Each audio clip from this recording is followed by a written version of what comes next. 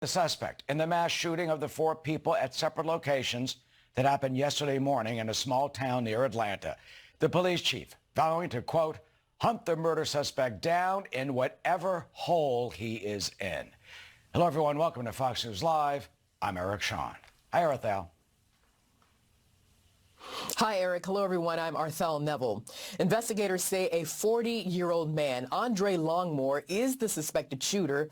They're not saying much about the victims. 3 men, 1 woman. Detectives are investigating at least 4 different crime scenes in one neighborhood of Hampton, some 30 miles south of Atlanta. The motive remains unclear.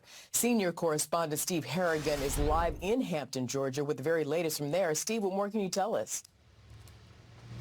Arthel, at this point, we're getting some new information from one eyewitness to one of the 4 attacks, who said that it appears that the shooter may have been wearing some sort of tactical gear, and that also his behavior for a killer seemed supernaturally calm. All of a sudden, bam, as soon as I heard it, I knew what it was. I was shocked, but what I was really so shocked at is how cool, calm, and collected he was. Like, it was just regular business. Police so far have not released any of the names of the 4 victims. They're also saying that there's no motive yet that's clear for those killings, but they are vowing to bring the killer to justice. I'm going to say this directly to you, Mr. Longmore. Wherever you are, we will hunt you down in any hole that you may be residing in and bring you to custody. Period. These killings have really shaken up this town about 30 miles south of Atlanta. It's about a population of 8,000. When you drive through it, it's mainly modest single-family houses. And now there are 4 crime scenes here with the killer still on the loose. Arthel, back to you. Seems like a nice neighborhood there. Senior correspondent Steve Harrigan, thank you very much, Steve.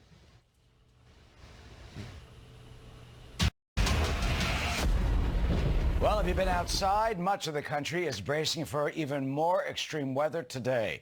You know, dangerous heat could potentially break records out west. Take a look in Las Vegas. Man, it is 98 degrees right now, early in the morning, but it could get up to 118 degrees today, making it very hazardous to be outside. As you can see on the right, not much better in the east. Flash flood warnings in effect for several states, including Pennsylvania, where flooding there killed at least 4 people yesterday after up to 7 inches of rain fell in just 1 hour. We have Team Fox coverage for you. Matt Finn on the extreme heat out west. CB Cotton standing by on the flooding in east. And meteorologist Adam Klotz with a closer look at the forecast for the beginning of the week.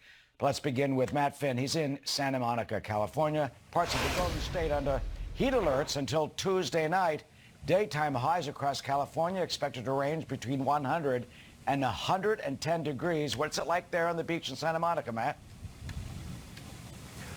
Well, Eric, here in Los Angeles, if you want to escape the extreme heat, a really strong option is coming here to the beach for some pretty much guaranteed cooler temperatures. Right now, we're seeing a lot of foot traffic here, a lot of people working out on bikes this morning. If we were to go inland just a little bit, not far from where we are right now, places like Santa Clarita and Valencia, temperatures expected to hit over 100 degrees there. And a short while ago, we talked to some people about today's triple-digit temperatures.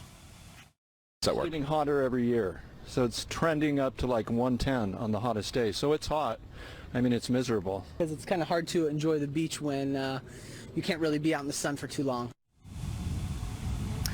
And the National Weather Service has issued an excessive heat warning all the way through Monday for the desert, mountain, and valley regions of Southern California. Yesterday, there were record high temperatures all across California, 112 degrees at Lancaster Airport, beating the record of 100 set in 1972, 111 in Palmdale, 112 in Paso Robles, and 102 in Sandburg. And down in Phoenix, Arizona, the National Weather Service reports this morning's low of 94 degrees at Phoenix Sky Harbor Airport ties the warmest record low set in 2010. So people in Phoenix are waking up to 94 degrees today, as temperatures there are set to hit over 115 degrees yesterday hit a record high of 118 degrees in Phoenix, Arizona. And back here in Los Angeles, the city has a bunch of cooling shelters. They can turn public libraries and recreation areas into public cooling areas if needed, and pets are welcome. Hopefully that does not happen here in the city of Los Angeles, but we'll keep you updated in the next couple of days, Eric. Okay, Matt, we all try to stay cool. Thank you. Arthel? Thank you. Yeah, Eric, I was in Palm Springs 2 weeks ago, and I screenshotted my phone. It said 111 degrees. Unbelievable. Let's go get some more on the deadly flash flooding that's happening in Pennsylvania as we cover this extreme weather attacking our nation. Return to CB Cotton for that. CB?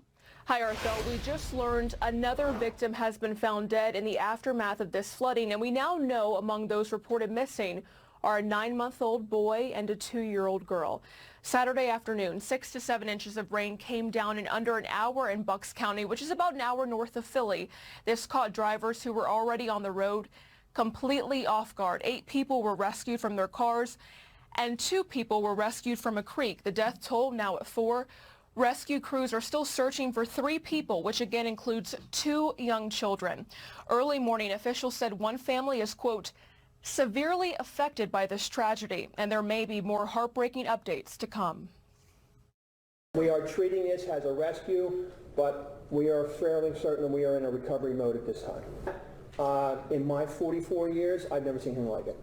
We had approximately 6.5 to 7 inches of rain in 5 minutes. When the water came up, it came up very swiftly. Officials say the rainfall left behind 4 to 5 feet of water on the roadway. While floodwaters have now receded, people will have to deal with the damage. Our Fox affiliate reporting many roadways across Bucks County are now broken and closed because of either the rain or downed trees. Arthel. Very tragic. CB Cotton, thank you very much. Eric? Arthel, from flooding in the east to that furnace out west, what does the forecast hold for the coming week?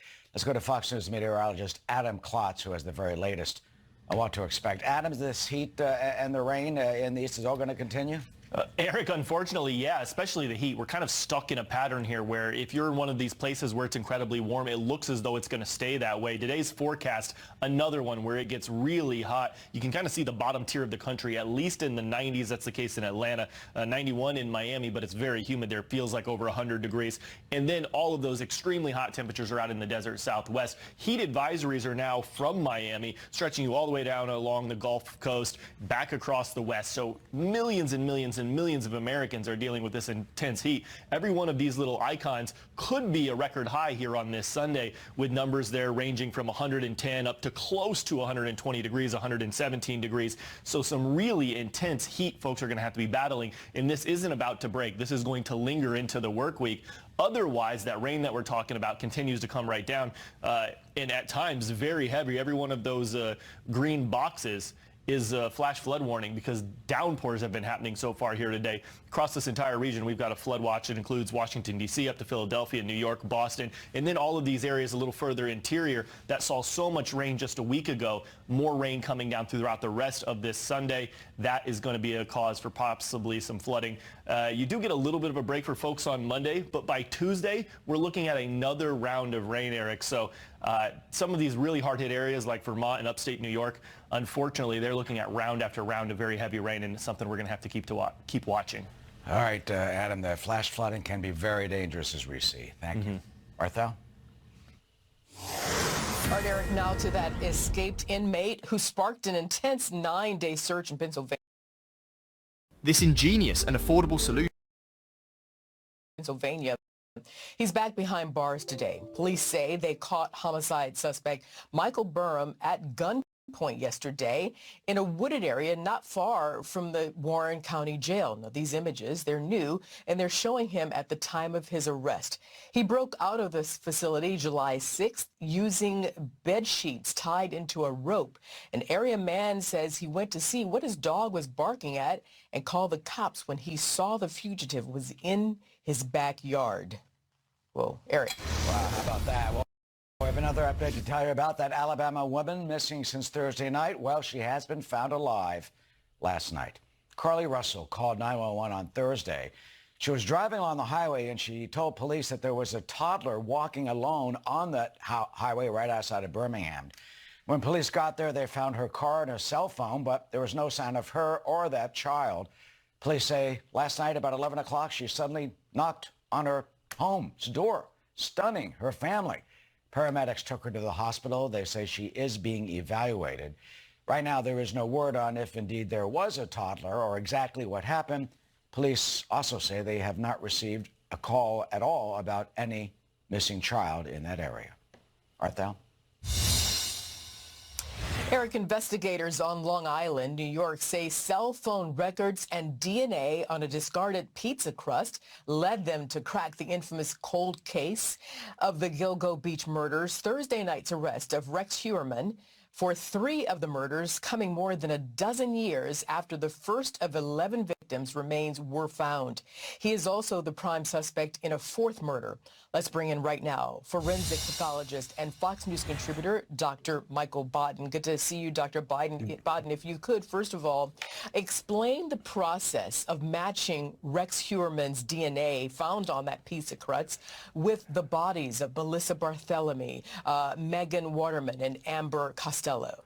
Well, what's interesting, Arthel, is that in 2010, when the 4 bodies were removed from the burlap bag, examination of those of the contents of the bag showed 5 hairs, 5 individual hairs, most of them attached to duct tape that he used to tie the bags to get up. So duct tape is a terrific forensic tool because it captures fingerprints, DNA. In this case, it captured individual hairs. Nothing much was done till the new team came in just a year ago, and they still had those hairs. And examinations of the hairs, not by for DNA, didn't turn up any genetic DNA, nuclear DNA that comes from the both parents. But it did turn up mitochondrial DNA, a different kind of DNA that comes only from the mom.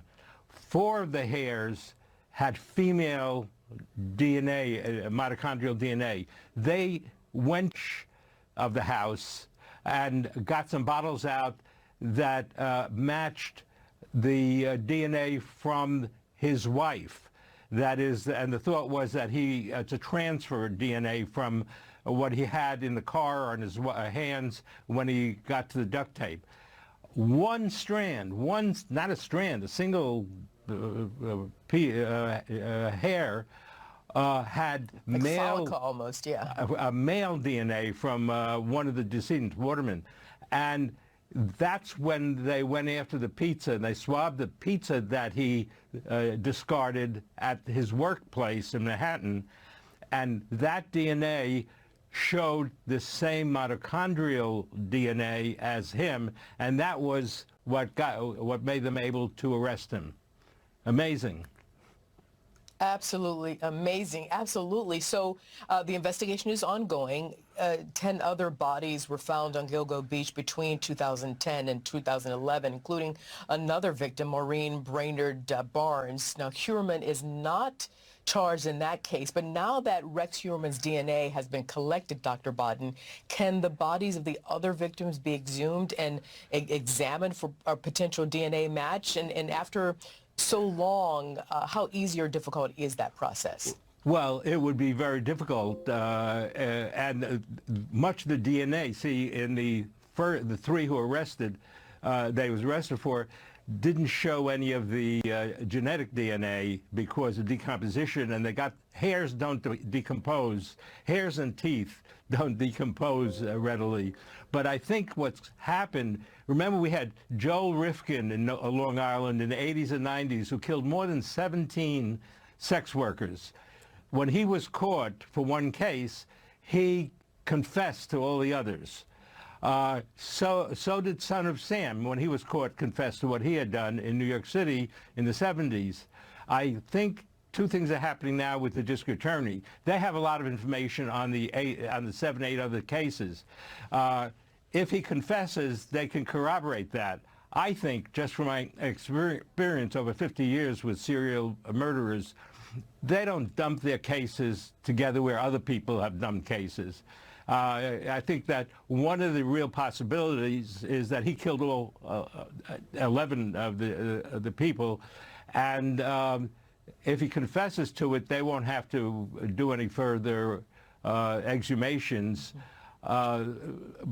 And also the publicity that has developed in this investigation. There may be other people coming into the task force with additional information, as did Costello, one of the decedent's pimps, called a pimp, who came forth 2 years ago and said that he had seen a big guy, the last person with Costello, and had an odd looking Chevrolet Avalanche green car, 2010.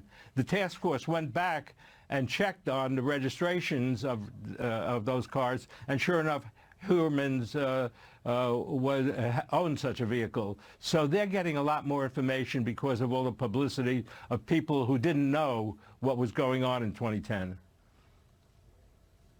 And this is a disturbing case, of course, and it's shocking given that the suspect is an architect, married with 2 children. I mean, you've seen it all, Dr. Bodden. You've investigated many infamous cases. What do you say to those listening to us who are stunned by Heuermann's profile? Well, it is amazing. And part of the amazement, though, with serial murderers, they've got to be smart enough, not necessarily intelligent enough, but smart enough to get away with murders. You know, there are a lot of murderers that now get caught that if they didn't get caught would commit more murders.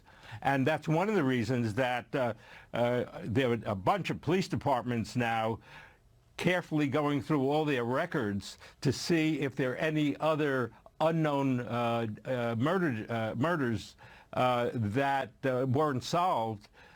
Because what did he do in the 12 years since 2010 and now? And the task force has already found that he did keep using the burner telephones, cell phones, that helped them in locating him. So there's a lot more to come with Mr. Heuermann, and there also are parts of bodies found in Gilgo that were also present in Manorville. That's another place he may have been committing murders that they're looking for. So we haven't heard the last of him. And if he confesses, then they have these supporting evidence. If he doesn't confess, they may want to go and look further, although the DNA evidence that they got here was not from the bodies. It was from the clothing and from the burlap bag. Race starting to take shape. Yesterday, campaigns had to file their second quarter reports with the Federal Election Commission. Those numbers tell us who's winning and losing in the battle for the donors, as the first Republican debate here on Fox News is just now 5 weeks away. Alexandra Hoff is in Washington with the very latest on who's grabbing the most money and who's coming up short. Hey, Alexandra. Hey, Eric. Yeah, those reports also show how much money has been spent and how it's been earmarked. Take Governor Ron DeSantis, for example. His campaign brought in an impressive $20 million in the first 6 weeks, but the campaign has already used a lot of cash. A DeSantis campaign source has confirmed to Fox News, reporting by Politico, that the campaign is shedding several staff members. DeSantis spoke to Fox's Howard Kurtz today, calling that campaign process. The media does not want me to be the nominee above all else. That will, in the long run, absolutely help me. And I think it's interesting that they're talking about some of this campaign process. You know, we were 5.5 weeks as a candidate in the second quarter for fundraising. The governor was campaigning in Iowa yesterday. His supporting super PAC announced that in total, $150 million has been raised. Former President Trump spoke at the Turning Point Action Committee conference last night. His campaign reported $35 million raised, but it's unclear how much of that in the second quarter went to his PAC. President Biden's campaign pulled in $72 million in quarter two. That is a lot, but still less than where former President Trump and Obama were at the same point in their campaigns. Governor Chris Christie raised just $1.65 million since announcing his candidacy, and he said this today. We essentially were raising money for 3 weeks. So we feel good about what we've done. There's also a super PAC that... Running a small business takes grit and determination has been supporting our effort, which raised another $6 million on top of that. So I think we had a pretty good 3 weeks. Now, Christie predictably also slammed former President Trump, calling him a coward. Today, in an exclusive interview on Sunday Morning Futures, the former president indicated that he will not debate his competitors next month. Are you participating in the upcoming debate? Well, you know, it's quite an easy question normally. Ronald Reagan didn't do it, and a lot of other people didn't do it. When you have a big lead, you don't do it.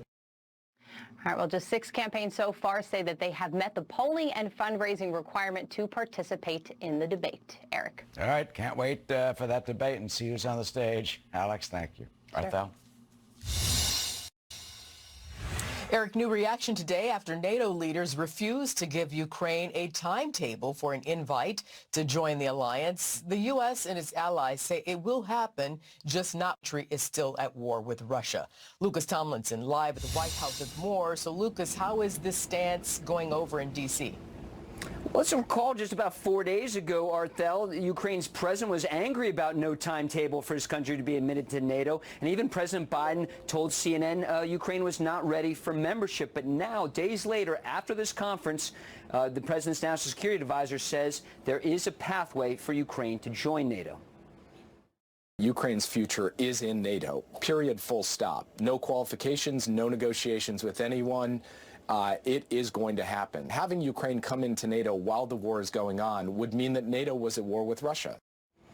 So that's the caveat, Arthel. Now, Vladimir Putin knows this, of course, that as long as he has Russian soldiers in Ukraine, it will never be able to join NATO. That's why experts say this war could drag on for years. Back in 2008, we heard a similar message emerging from a previous NATO summit in Bucharest. That was about Georgia and Ukraine joining NATO. What happened? Putin invaded Georgia months later and Ukraine in 2014. Right now, U.S. officials call this war right now a stalemate. The front lines have not changed much since last November. The long-anticipated counteroffensive has stalled due to a lack of air support against well-dug-in Russian troops along the 600-mile front lines stretching from eastern to southern Ukraine, and Russian forces still occupy nearly 20% of the country. Now, due to a shortage of American regular 155 high-explosive artillery rounds, the White House has now approved cluster rounds for Ukraine, Arthel. They say as soon as those regular rounds can be ramped up and produced here in the U.S., they will stop sending cluster rounds to Ukraine. Now, back here at the White House, the Secret Service says it's closed its investigation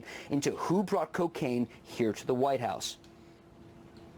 I can't really speak to the investigation that was done by the Secret Service. They did the best they could to track down how it got there and who it might have belonged to. The Secret Service is a troubled agency. It's long had challenges. It probably needs new leadership. I don't think they interviewed the president's son, who's a known cocaine addict.